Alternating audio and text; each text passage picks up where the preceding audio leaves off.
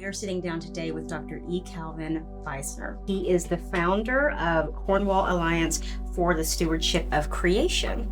And we're going to be hitting some topics today that have to do with where the church in America stands when it comes to subjects such as climate change, the woke theology that has completely swallowed up our society, and how do Christians address some of the political issues that are happening today.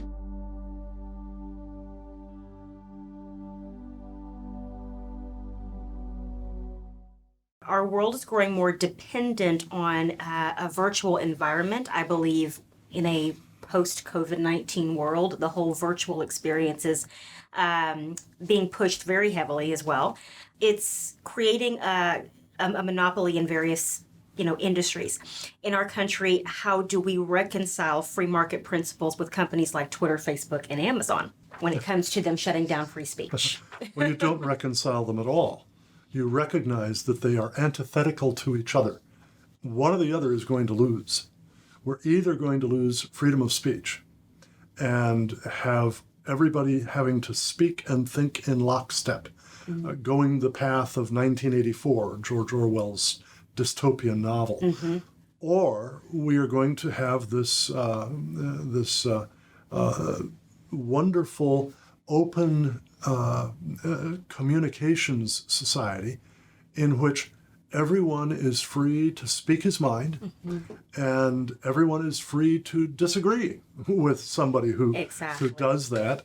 And this is something that Christians particularly should value for a number of different reasons. One is simply the importance of speech to the whole Christian understanding of reality itself. In the beginning, God created the heavens and the earth was without form and void, and darkness was over the face of the deep. And God said, let there be light. And over again, through the entire creation story of Genesis 1, God said, God said, God said. God, by his word, did these things. John 1:1, in the beginning was the Word, and the Word was with God, and the Word was God. The same was in the beginning with God. All things were made by him. Without him, nothing was made that was made. He is the light that lightens everyone who comes into the world. Yes. So Christians have to value the Word, not just simply Scripture, but speech itself, language itself, writing itself. We have to value this. Yes. And we have to recognize that it is the medium by which we fulfill one of the very important but often overlooked commands of Scripture. 1 Thessalonians 5:21, the Apostle Paul says, test all things, hold fast what is good. Now, how can you test that of which you've never heard?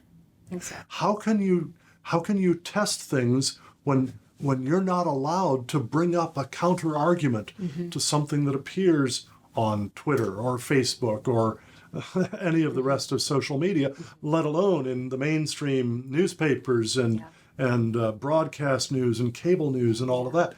If you cannot have this free flow of ideas, you cannot do this testing.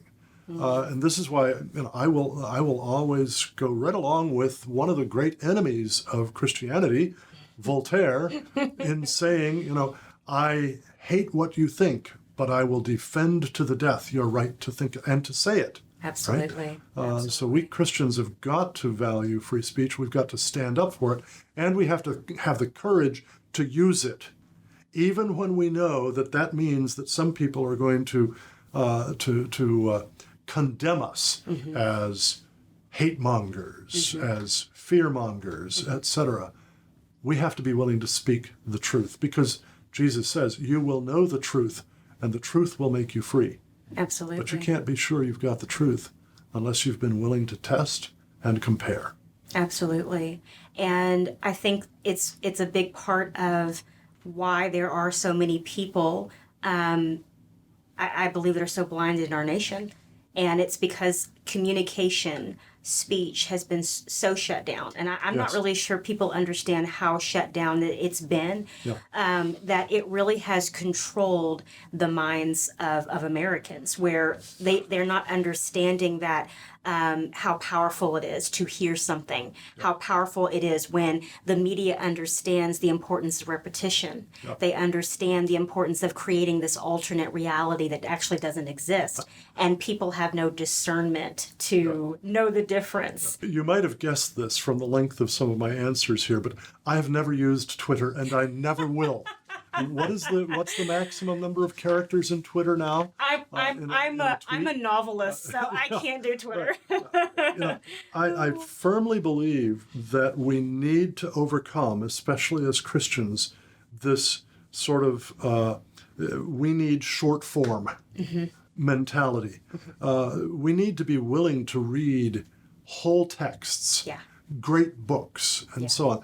Frankly, too, we need to get off of our constant dependence on our devices, our digital screens, and so on, partly because those are so easily controlled by the Amazons and Facebooks and Twitters of the world, and the YouTubes of the world.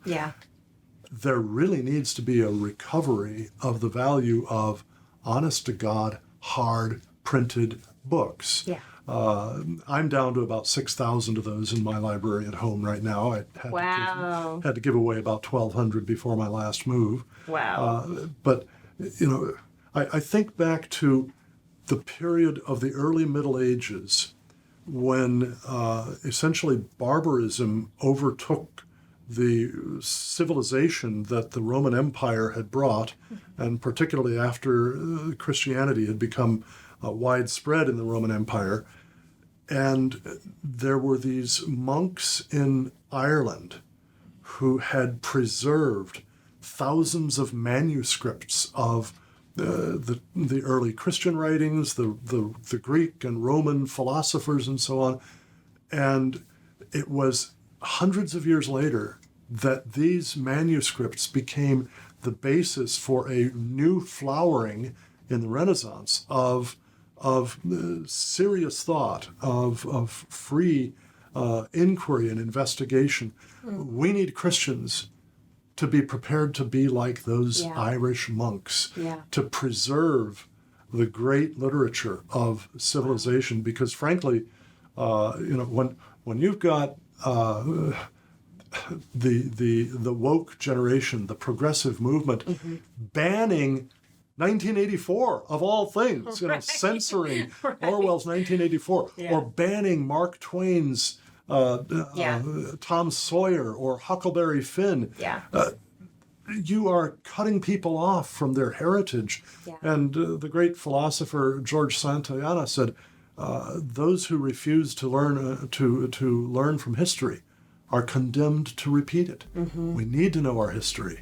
And we're not going to know it by reading nothing but tweets and Facebook posts and things like that.